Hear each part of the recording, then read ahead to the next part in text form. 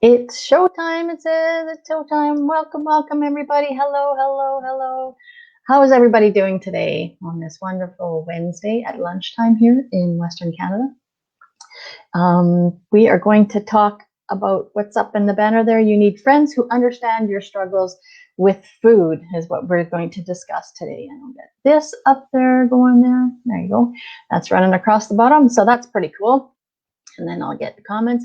If you're popping on here for the first time and you've never caught one of my Go Lives before, there's a link up above. I'm using a third-party software here that has to have access into Facebook, and so it likes to see your profile picture so that when you come up as you're chatting with me, then I can see your picture. So yeah, you need to do that. Usually there's the first time, and you should be good to go.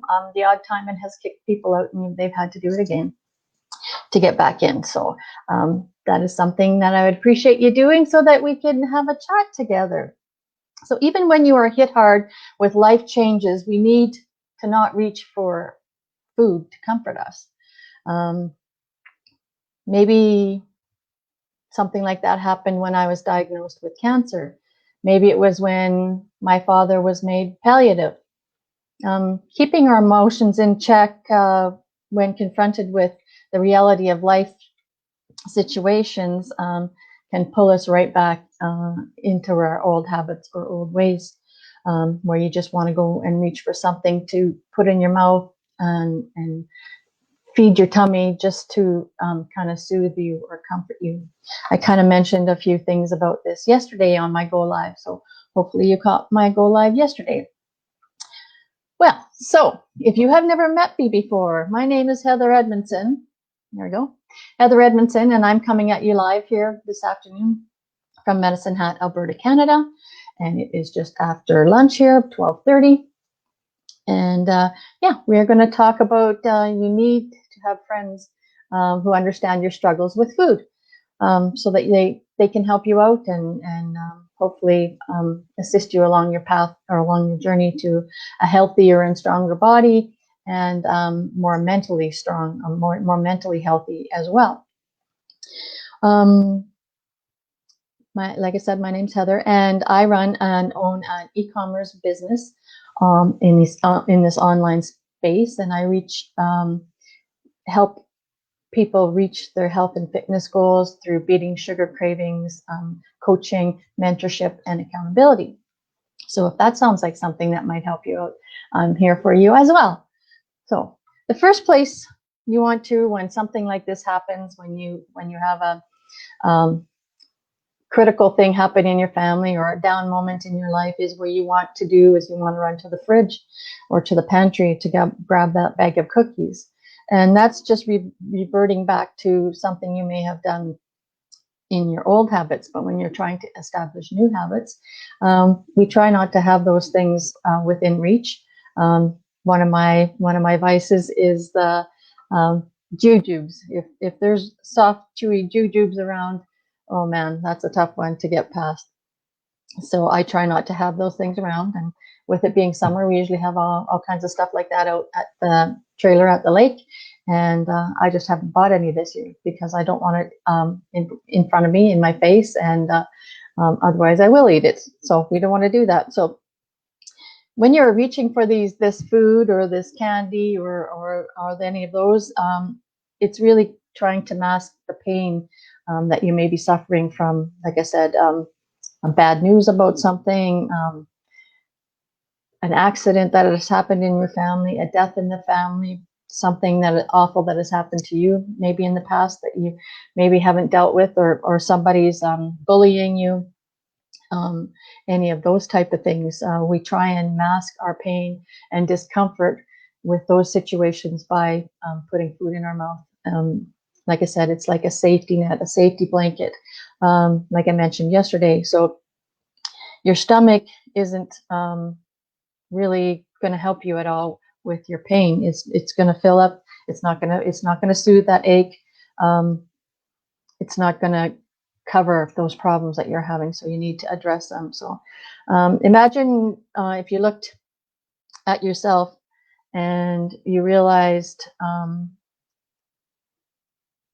that that's not going to remove your pain. That the pain is still going to happen, and you're going to have to deal with it maybe in smaller steps and baby steps.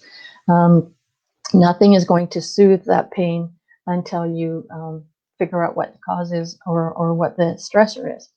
So in this situation, it's very helpful if you have a support group, a group of friends or a family.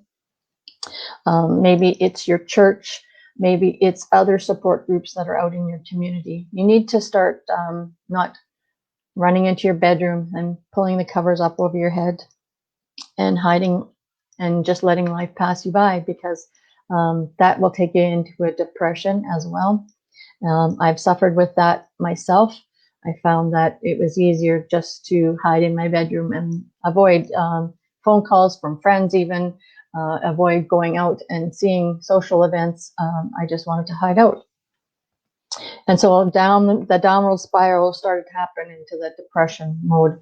So we really, really need to talk about our feelings, talk about what is upsetting us, how we feel about different situations, and reach out. There is so many support groups nowadays that can help with anything from postpartum to any other kinds of mental health issues that maybe are cropping up, anxiety, depression, any of those.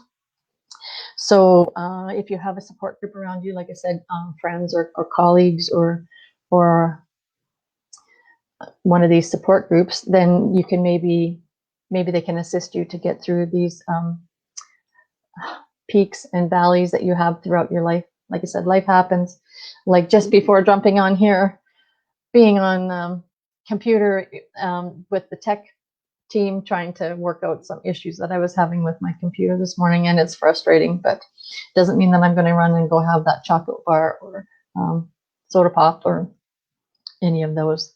So when your body weight and your body image isn't in the right place, like I said, you don't seem to want to engage with people. You want to, like I said, pull the covers up over your head and just let life pass you by. You don't want to feel anything. That's the most important thing, I guess, there is that you want to run away and hide, and you don't want to feel what's going on in your life.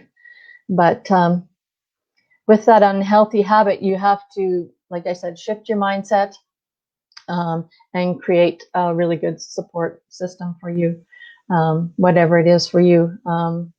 You may have to reach out of your comfort zone and get a little uncomfortable and actually talk to some people that you have maybe never talked to before in your life, and maybe join some clubs or groups that have some kind of support there for you. Maybe it's a reading group. Maybe it's like spiritual. It's a Bible study or something through your church. Maybe that's something that would pique your interest. Maybe it's to do some creative writing. Maybe you've always wanted to write some things other than just writing in a journal. Maybe you want to go into photography. Those are all groups where you can meet different people. Maybe it's fitness. Maybe it's going to the gym and meeting some people through them. Maybe it's joining an accountability group in a weight loss challenge like I'm in right now. Any of those things will work well if you just take that first step and get out of your comfort zone and walk out the door and join a group through Facebook or Instagram or whatever social media platform that it is that you watch and tune into. So find people that are like-minded and inspire you, and find your tribe. They will support you through thick and thin if you do find the right people. You also have to be careful too about sharing your story with just everybody. You have to build up a trust and confidence in that person or people that you're sharing your information with, that they're not gonna spread it around. Sorry, I got a hair in my face. That they're not going to spread it around and just use it as a gossip tool. So you have to be information with, and it's your tribe, and that they actually fit with you. So get out there and find yourself some groups and get out of your comfort zone You might thank me later for this. You have to let me know how it goes for you, and if you actually found some from other places for supports than other than just in here. I'm here to support you the best way I can. Having these supports aren't going to solve all of your problems, but they might make the path a little bit more smooth instead of all the peaks and valleys that you have to go through. Everybody is suffering through something in their life. It doesn't matter who you talk to. Somebody's going through this, and another person's going through that. So we have to learn to realize that we are not the only ones that have things going on in our lives. It's how we all decide and choose to deal with them.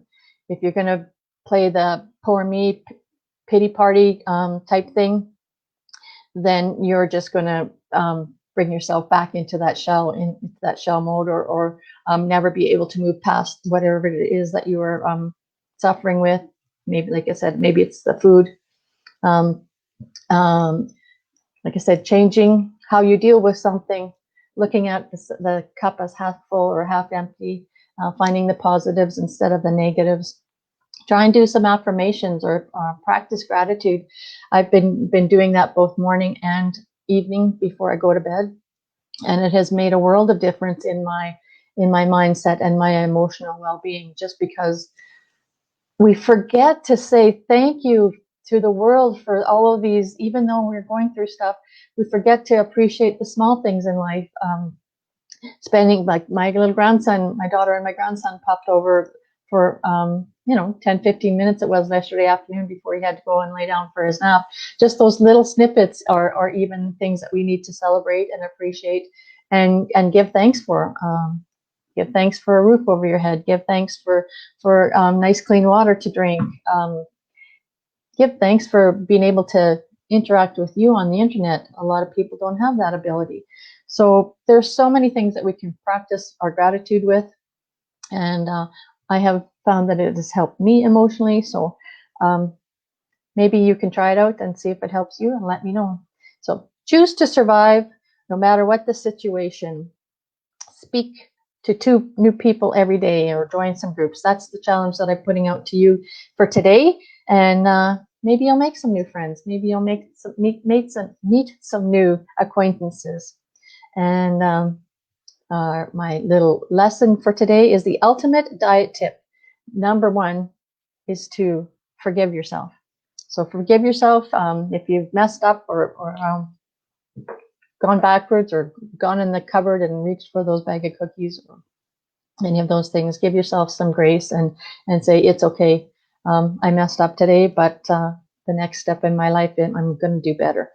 And even if you only make baby steps and do a little bit every day, a little bit at a time, then it's still a win in my books, because you're still moving towards your goal that you are working towards. So don't forget that the fitness challenge that I'm participating in, there's a new one starting, and it's the registration date has been extended till the 7th of August.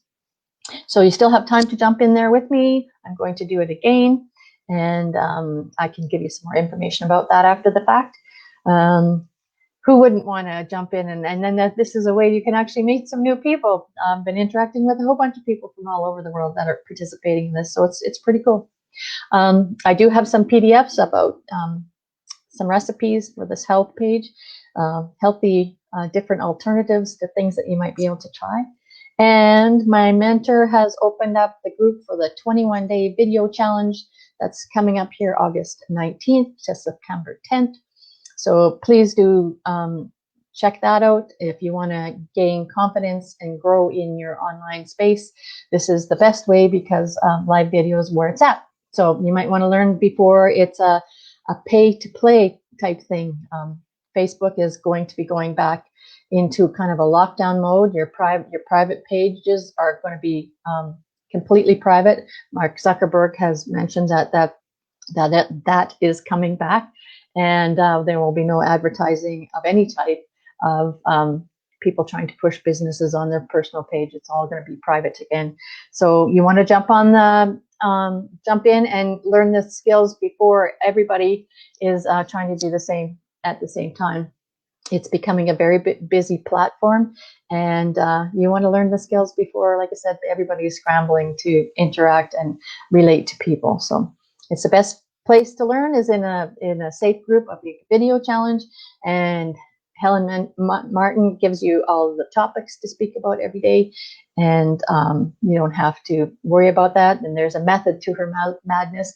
Maybe not necessarily madness, but there's a method to it of all the different steps that she's going to take through those 21 days for you to reach the end. And you'll learn, like I said, all kinds of cool tricks and different steps of what you can do to make yourself stand out in the crowd and be a better person.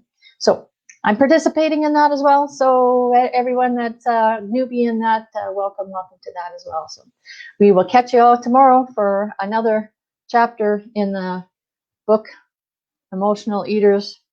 Where are we? Emotional Eaters Book of Inspiration. So have a good one, guys. Bye-bye.